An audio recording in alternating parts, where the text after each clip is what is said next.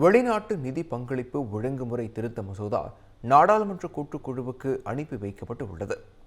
வெளிநாடுகளில் இருந்து பெறப்படும் நன்கொடை இந்தியாவில் என்ன காரணத்துக்காக பயன்படுத்தப்படுகிறது என்பதை வெளிப்படையாக அறிந்து கொள்ளும் வகையில் FCRA எனப்படும் வெளிநாட்டு நிதி பங்களிப்பு ஒழுங்குமுறை திருத்த சட்டத்தை மத்திய அரசு கொண்டு வந்து உள்ளது. ஆனால் இந்த மசோதாவுக்கு எதிர்க்கட்சிகள் எதிர்ப்பு தெரிவித்தன.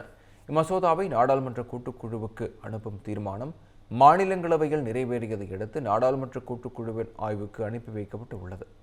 முன்னதாக மக்களவையில் இந்த மசோதா குறித்து பேசிய மத்திய அமைச்சர் கிரண் ரிஜிஜு, FCRA மசோதாவில் எந்த அம்சமும் சிறுபான்மை அமைப்புகளுக்கு எதிராக இல்லை என விளக்கமளித்தார். கேரளாவின் பெயரை கேரளம் என மாற்றும் மசோதா மாநிலங்களவையில் நிறைவேறியது. கேரளா பெயர் மாற்ற மசோதா மக்களவையில் நிறைவேற்றப்பட்டதை அடுத்து மாநிலங்களவையில் தாக்கல் செய்யப்பட்டது. அப்போது குரல் வாக்கெடுப்பு மூலம் இம்மசோதாவிற்கு ஒப்புதல் அளிக்கப்பட்டது.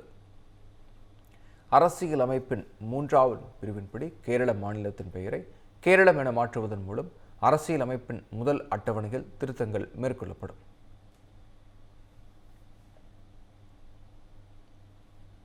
சுரங்கங்கள், கனிமங்கள் மேம்பாடு மற்றும் ஒழுங்குமுறை திருத்த மசோதா மக்களவையில் குரல் வாக்கெடுப்பு மூலம் நிறைவேற்றப்பட்டது.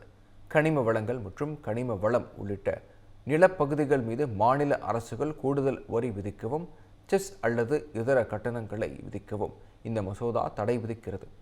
பொருளாதார வளர்ச்சி, தொழில்துறை நிலைத்தன்மை மற்றும் சீரான வரி விதிப்புக்காக மத்திய அரசு இந்த நடவடிக்கையை எடுத்துள்ளது.